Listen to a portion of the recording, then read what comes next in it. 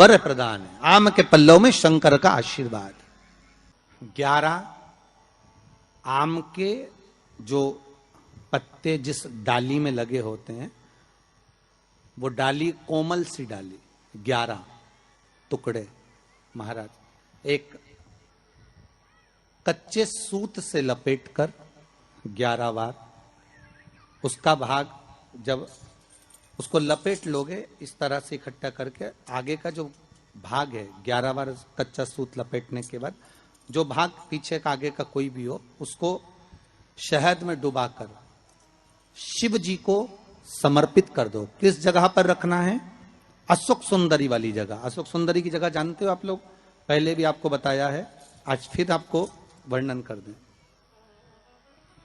जैसे ये गोल जलाधारी है, ये शिवलिंग रखा है, ये 2 जहां से पानी बह रहा है बाबा के चरणारविंद, राइट में श्री गणेश जी का स्थान, लेफ्ट में कार्तिकेय का स्थान, बीच में अशोक सुंदरी की जगह। शंकर भगवान की 6 लड़कियां हैं। भगवान शंकर के 13 बच्चे, 13 बच्चों में से 6 लड़कियां, उस 6 लड़कियों में से एक लड़की का स्थान, भगवान शंकर की एक बेटी का स्थान, अशोक सुंदरी का स्थान सामने। पद्म पुराण में स्पष्ट किया ये स्थान अशोक सुंदरी का। शंकर भगवान की जलाधारी में पार्वती जी का हस्तकमल, ऊपर से जो एक एक बूंद पानी गिरता है, ये शंकर भगवान की 5 लड़कियों का स्थान है। जया, विषहरा, शामरीबारी, दौतली और देव। शंकर भगवान की 5 लड़कियां भगवान शंकर के मस्तक पे जल की धार गिरा रही हैं।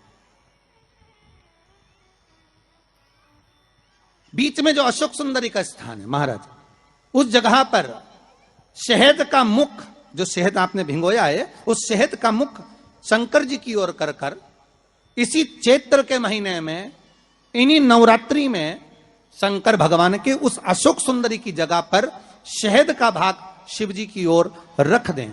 महाराज अगर घर में संपदा की कमी हो या कोई पैसा खा गया हो, रुपया नहीं दे रहा हो, पैसा अटक गया हो, तो उस शहद को शिव जी की ओर मुख कर कर उस आम के पल्लव की जो डंडी है उसको 11 डंडी को वहां रख दीजिए और उससे अपनी कामना कर कर आ जाइए।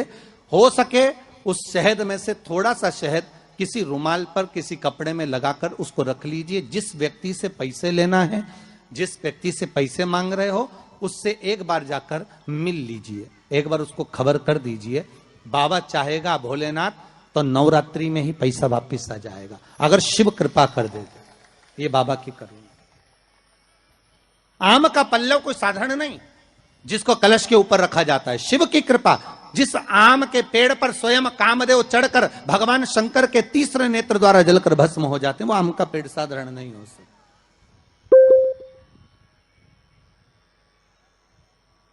सहज नहीं है। और वैसे भी शिव शिव है। घर में ज्यादा रोग हो, बीमारी हो, ज्यादा तकलीफें आ रही हो, कष्ट बढ़ रहा हो, बीमारियां बढ़ रही हो, या भय लग रहा हो, डर लग रहा हो, हृदय चित्त में कहीं ना कहीं आपको भय का भान हो रहा हो, तो 1 लोटा पानी एक कलश में जल भर कर रख लीजिए और रात भर उसको रखे रहने दो। नवरात्रि चल रहा है, उस कलश को रात भर रखकर सुबह सुबह उस कलश में एक बेलपत्र डालकर उस जल को नीम के पेड़ के नीचे, जहां चैत्री नवरात्रि में नीम के पेड़ के नीचे सारी विद्याएं, आद्य शक्तियां, सारी देवी उस नीम के पेड़ के नीचे विराजमान रहती हैं। उस कलश में एक बेलपत्र डालकर रात भर रखकर उस जल को पूरे घर में घुमाकर उस नीम के पेड़ के नीचे समर्पित कर दीजिए महाराज। घर में भय लगना बंद हो जाएगा, कोई बड़ी बीमारी आपको घेरेगी नहीं और उस बीमारी से, उस रोग से आप मुक्त रहेंगे। उस बीमारी से, उस रोग से आप मुक्त पाएंगे। वो बीमारी आपको घेर नहीं। विश्वनाथ को कुछ नहीं चाहिए, मेरे शंकर को चाहिए क्या? अगर आपके जीवन में ऐसा लगे कि बहुत बड़ी बीमारी आ गई और आपके घर का व्यक्ति वेंटिलेटर पर पड़ा हुआ है, तो शमी के वृक्ष के फूल ले आओ 7 और शमी के वृक्ष के 7 फूल लाकर एक एक फूल शंकर भगवान को श्री शिवाय नमस्तुभ्यम कहकर उस व्यक्ति के लिए जो पड़ा हुआ है, अंतिम सांसें गिन रहा है, जिसको अटैक आ गया, अंतिम सांसों में जो गिन रहा है, उसके नाम से भगवान शंकर पर चढ़ाना प्रारंभ कर दो। मात्र 7 पुष्प, उस शमी के वृक्ष के 7 पुष्प आप शिव को समर्पित करिए, उसका नाम और गोत्र बोलकर, और भगवान शंकर का मूल मंत्र श्री शिवाय, जम के बोलिए श्री शिवाय नमस्तुभ्यम बोलकर एक एक शमी का फूल शंकर पर चढ़ाना प्रारंभ कर दो। फिर आगे वो विश्वनाथ की मर्जी है, वो प्राण कैसे लेकर वापिस आता है, उस काल से छुड़ाकर महाकाल कैसे लाता है, ये वो जाने। आपका फर्ज केवल आप अदा करिए। जब अंत में डॉक्टर भी हार जाते हैं, जब अंत में डॉक्टर भी कह देते हैं कि अब हमारे बस का नहीं है, अब तो उस परमात्मा के हाथ में, मतलब डॉक्टर को भी मालूम है कि एक और डॉक्टर बैठा हुआ है, एक डॉक्टर और है, वो बस वो थोड़ा सा दूर तो रहता है पर करीब भी बहुत है। कई लोग कहते हैं गुरुजी वो कैलाश पर रहता है बहुत, तो उनको बुलाएंगे तो आएंगे। हमने कहा कैलाश पर तो रहता ही नहीं है, जहां भक्त है वहां भगवान, वो दूर तो रहता ही नहीं। आप तो बस केवल उसको बुलाने का प्रयास करिए, आप दिल से बस उसको हाजिर, वो दिल से बुलाओ तो उसको। इसलिए देवी भागवत में लिखा है कि नवरात्रि में एक दिन, जैसे प्रतिपदा है, पहला दिन है तो एक कन्या का पूजन करो, द्वितीया है तो 2 कन्या का पूजन करो, तृतीया है तो 3 कन्या का पूजन करो, चतुर्थी है तो 4 कन्या का पूजन करो, पंचमी है 5 कन्या का पूजन करो, छठ है 6 कन्या का पूजन करो, सप्तमी है 7 कन्या का पूजन करो, अष्टमी है 8 कन्या का पूजन करो, नवमी है, जम के बोलो, 9 कन्याओं का पूजन करो।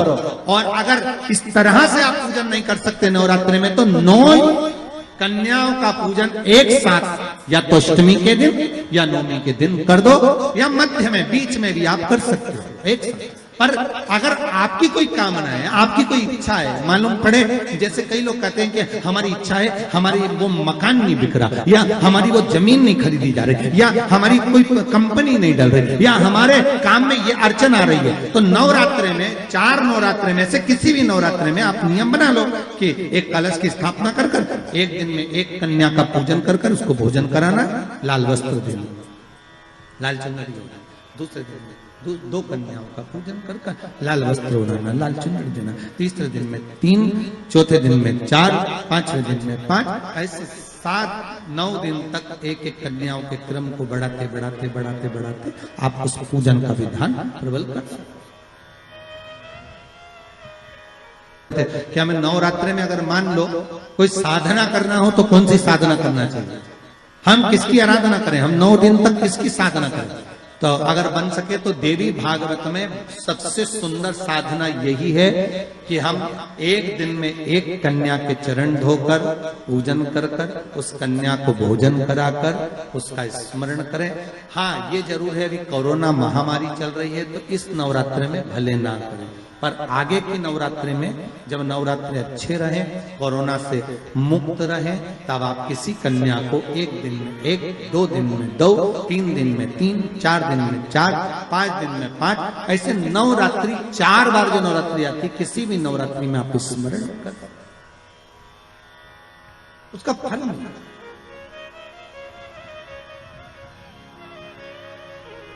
उसका फल होगा।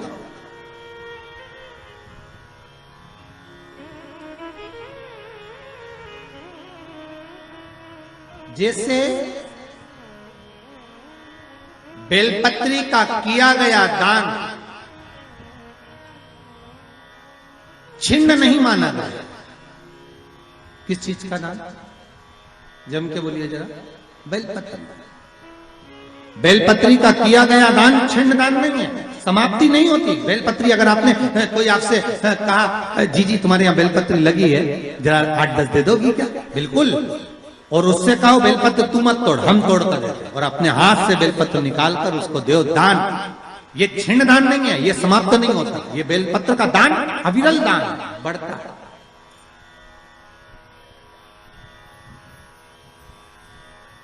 सुख का भान करता, ये छिन्न होने वाला नहीं। अभी प्रिय है पुष्प में आक का पुष्प। जो आंकड़े का पुष्प होता है शंकर को बड़ा प्रिय है। और दूसरे नंबर पर शंकर को प्रिय है शमी का पुष्प, बहुत ध्यान देना महाराज। तीसरे नंबर पर शंकर को प्रिय है महाराज सरसों का पुष्प। सरसों होती है ना, जो राई अपन बोते हैं, सरसों बोते हैं, उसमें पीले कलर का जो पुष्प लगता है। हमारा तो निवेदन रहता है जब तक सरसों आए तो प्रयास करा करो कि सरसों के 108 पुष्प शंकर भगवान पर चढ़ाना प्रारंभ कर दो। महाराज ये पक्का है कि वर्ष भर कोई बड़ी बीमारी आपको घेर नहीं सकती अगर सरसों के फूल शिव को चढ़ रहे हैं तो। और प्रयास करना कि सरसों का जो पुष्प होता है, सरसों का जो फूल होता है महाराज, अगर कोई व्यक्ति को किडनी या लीवर से जुड़ी हुई कोई तकलीफ होती है या किसी व्यक्ति का एक्सीडेंट हो गया होता है और उसका कोई अंग रह गया हो, कोई शरीर का कोई भाग रह गया और वो काम नहीं कर रहा हो, जैसे किसी के पांव रह जाते हैं एक्सीडेंट के बाद, किसी का हाथ रह जाता है या कोई अंग काम नहीं कर रहा हो, वहां ब्लड पहुंच नहीं रहा हो, वो जगह एकदम सुन्न हो गई हो, खाली पड़ गई हो, तो उसके लिए शिव महापुराण की कथा कहती है कि सरसों के पुष्प 11 शंकर जी के राइट भाग में, जहां शिव जी के गण दरवाजे के द्वारपाल मणिभद्र जिस जगह पर निवास करते हैं, कौन निवास करते हैं? मणिभद्र। शंकर जी के दरवाजे के द्वारपाल हैं मणिभद्र जी। तो मणिभद्र दरवाजे के द्वारपाल में राइट भाग में मणिभद्र जी विराजते हैं। मतलब राइट भाग कौन सा हुआ? जब आप मंदिर से बाहर निकलेंगे तो राइट भाग, मंदिर में प्रवेश करेंगे जब राइट नहीं होना चाहिए, आप मंदिर से जब जाएं तो राइट भाग। मतलब आप मंदिर से राइट से जाएंगे तो शंकर जी का भी राइट हो जाएगा, क्योंकि शिव जी ऐसे बैठे हैं तो शंकर जी का भी राइट हो गया, देवता उनका भी राइट हो गया, तो राइट भाग सीधा हाथ मणिभद्र जी का स्थान। 11 सरसों के पुष्प मणिभद्र के उस द्वार पर आप रख दीजिए और मणिभद्र के द्वार पर रखकर अंदर जाकर 108 वापिस जब आप बाहर निकल रहे हैं, ये पुष्प आप रखने के बाद एक बार बाहर जाएंगे फिर वापिस आएंगे मणिभद्र के रखने के बाद, और अंदर जाकर 108 सरसों के पुष्प शंकर को समर्पित करेंगे महाराज। उस सरसों के पुष्प जो शिव जी को आप समर्पित कर रहे हैं उसको वापिस लेकर आएंगे, श्री शिवाय नमस्तुभ्यम बोलकर उस सरसों के पुष्प को महाराज सरसों के तेल की बोतल में उसको डाल लीजिए। शंकर भगवान को किसी भी प्रदोष में, शाम के समय प्रदोष काल में उस तेल को वापस ले जाकर चढ़ा दीजिए शिव जी को, उसको वापस लेकर आ जाइए। उस तेल का प्रयोग आप नाभि में डालिए और जो शरीर काम नहीं कर रहा उस स्थान पर कम से कम 15 दिन 20 दिन तक उसकी मालिश करना प्रारंभ करिए। बाबा चाहेगा तो चलाने का प्रयास कर देगा और वो अंग, वो शरीर काम करने लगेगा। मणिभद्र का स्मरण, श्री शिवाय नमस्तुभ्यम, सब बोलिए एक बार जमकर, श्री, अरे पहले बोल दिया, हमारे साथ तो बोलो, श्री शिवाय नमस्तुभ्यम। भगवान शिव के मंत्र का स्मरण कर कर करते सरसों का जो पुष्प है उसमें आनंद की अनुभूति है, आनंद की अनुभूति। नवरात्रि चल रही है, मान लो कर्जा बहुत ज्यादा मात्रा में हो गया हो,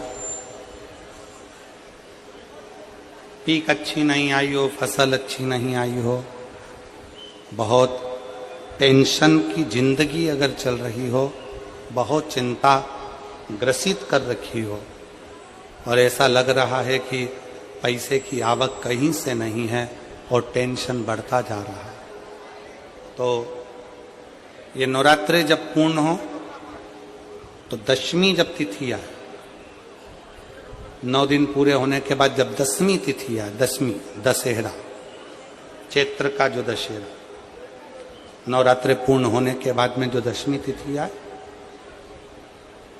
समी के पत्ते 5 दुर्वा, 5 बेलपत्र, भगवान शंकर के मंदिर में 1 शमी का पत्ता, 1 दुर्वा, 1 बेलपत्र, भगवान शंकर से अपनी कामना करके, अपना गोत्र बोलकर शंकर भगवान के शिवलिंग पर समर्पित करो। फिर दूसरा पत्ता, दूसरा शमी पत्ता, दूसरी दुर्वा, फिर शिव जी पे समर्पित करो। 5 पत्ते शमी के, 5 दुर्वा, 5 बेलपत्र, जो विजयदशमी चैत्र महीने की रहेगी, चैत्र महीने की जो 10वीं तिथि रहे नवरात्रि के बाद की, समर्पित कर कर 1 लोटा जल 3 बार शंकर जी को उसी जल से 3 बार समर्पित करें।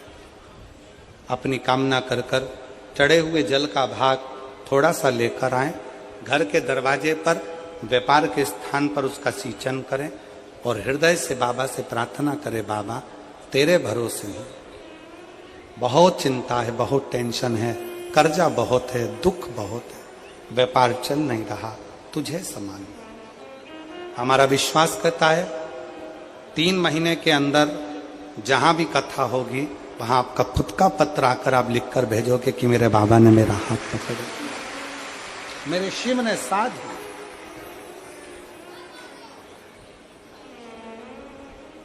विजयदशमी पर शमी के पत्र की बड़ी महत्वता होती है।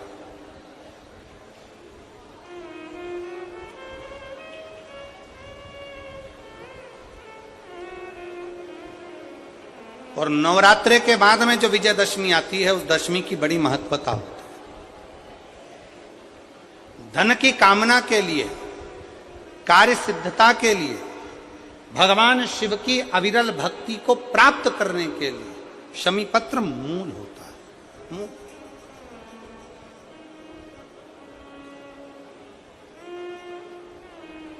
और हम तो बिल्कुल कहेंगे शहादा वालों से भी, और जितने आस्था चैनल पर कथा सुन रहे हैं, जितने टीवी पर कथा सुन रहे हैं, मोबाइल पर कथा सुन रहे हैं, कि कभी कभी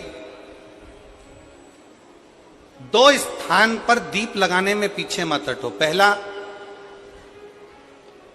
बेलपत्री के वृक्ष के नीचे। दूसरा, कहीं मौका लग जाए तो शमी के वृक्ष के नीचे भी कभी कभी अपनी कामना के लिए बाबा से प्रार्थना कर कर कि बहुत कर्जे में लदालूम हूं, बहुत तकलीफ चल रही है, तो बेलपत्री के वृक्ष के नीचे भी दिया लगाओ और शमी के पेड़ के नीचे भी दिया लगाओ। कभी कभी बाबा से प्रार्थना।